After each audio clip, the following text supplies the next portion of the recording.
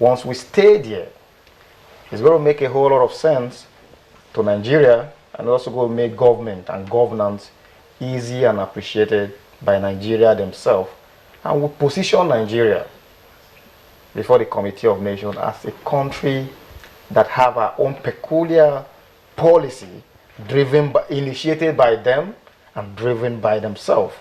You see, we have a situation where we have borrowed concept, even economic concept, and they are not fit into the Nigerian situation, and it's giving us a whole lot of setback that we record. Now, we cannot continue to take excuses. We've had them enough. So economic team that will be put in place, or that Nigerians expect from this government, are those ones that will evolve a strategic concept that is peculiar to us, in their original form. In their original form, taking Nigeria as who we are, putting our expectations together, and making the maximum use of what we have. This will help us. You cannot talk about Nigeria's economy without talking about Nigeria's oil. Our petroleum is our #1 cash cow. And it's interesting to note that the GMD of NNPC, as a nominee, oh, I understand we have a phone call. Hello? Hello, good morning. Hello, Vincent. Good morning. Morning. Yeah, I want to use this opportunity to talk to the comrade. Hello, sir. Yes, go ahead. Yeah. There's an issue, though it not has nothing to do with what we are seeing presently, but it has to do with the national issue. I happen to be one of the employees of Nigerian Port Authority. We've been working there from 2003 to 2007, so our salary was stopped. We were paying our union dues. I just want to use the opportunity to talk to the comrade. If Nigeria Maritime Workers Association are part of Nigeria agency. This has been there for a very long time now. Trying to do all of the talk to them, things went to Federal High Court. As I'm talking to you now, there's a judgment to that effect. NP has solemnly refused to speak on this issue to annul it, as they were instructed by the court. And I don't know, I really want to talk. We were paying our union dues, we went to union as I'm talking to you, nothing is happening. Vincent. I want to ask Ma. I think maybe your questions should be limited to what we are talking about. After the program, you can still speak with Comrade Ajero here. But if you have any contribution you want to make concerning setting agenda for the incoming ministers, would appreciate that. Vincent? Okay, so I think it's not there. Back to Mr. Ojo. I was talking about our economy and our petroleum. Interestingly, one of the nominees, the GMD of NNPC, did say that there was really no point in talking about the PIB and then moving away from it. And one gathered that the PIB is something that we should be looking at to sort out that sector for us once and for all. People are shouting when the former minister was arrested that she was too powerful, but these are all things that are clearly stated in the PIB that will be taken care of in that bill. So don't you think that this is one of the things that we should look at, and it has become an urgent matter? Yeah, it is true that the Nigerian economy has been over-dependent on oil for too long. And I put the blame on the doorstep of past leaders. Because they are afraid, or they are incapable of actually being innovative. They don't want to think out of the box. They just want to be milking the cow as it is. Nigeria is greatly blessed. We have different areas where we can actually strengthen our economy. So many resources all over the place. And my worry, and which is the worry of almost everybody, why is it that it is this oil that everybody is concentrating on? why has oil been the backbone of Nigerian economy? Nigeria is capable of having so many backbones. What happens if this backbone breaks?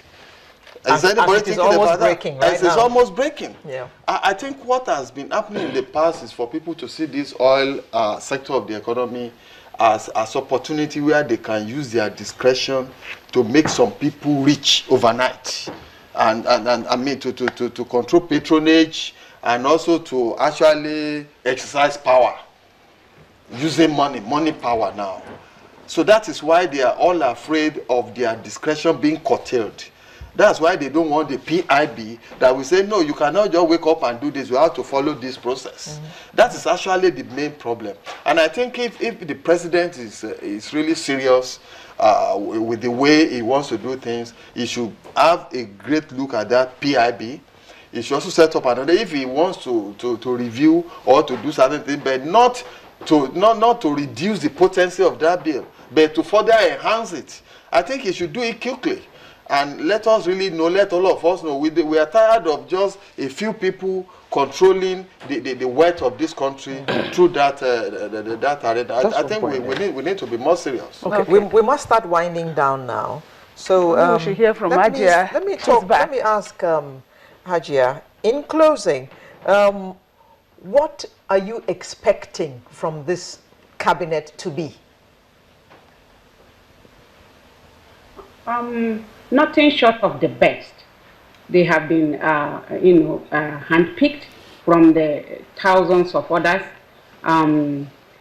They know the agenda of the president. They know that he wants to make things work. He wants to, straighten Nigeria again. And at this time, not for a shorter time, it has to be, for our other generations to come. So what I am expecting is that they will put due process in place where everything has a channel to follow, so that the ministers that are coming in, of whom we know many of them, they have a track record, and they will work, with the integrity that brought them in.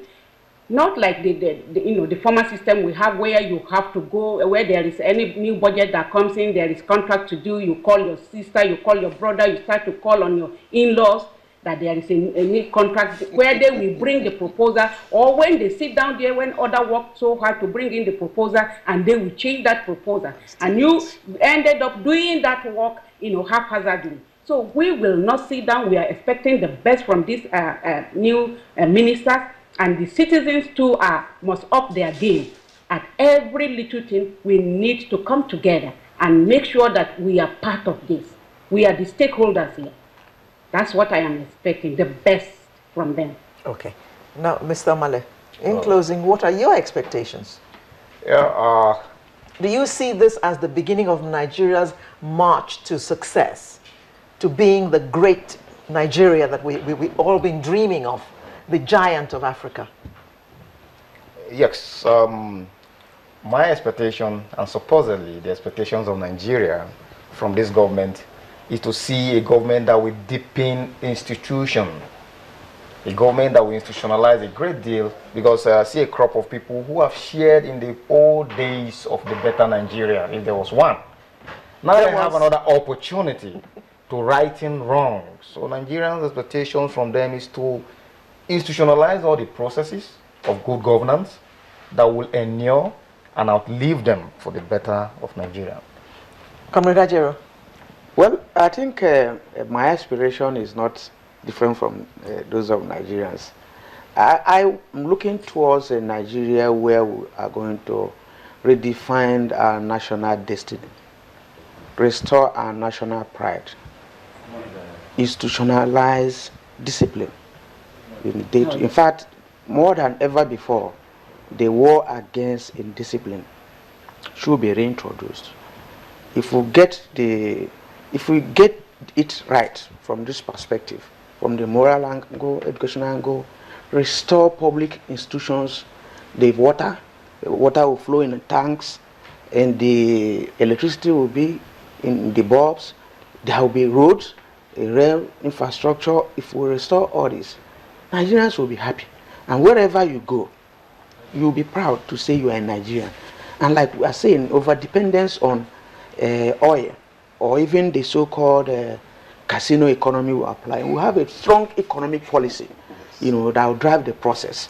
Some people are trying to feed through the oil, but other areas have been outsourced to their cronies.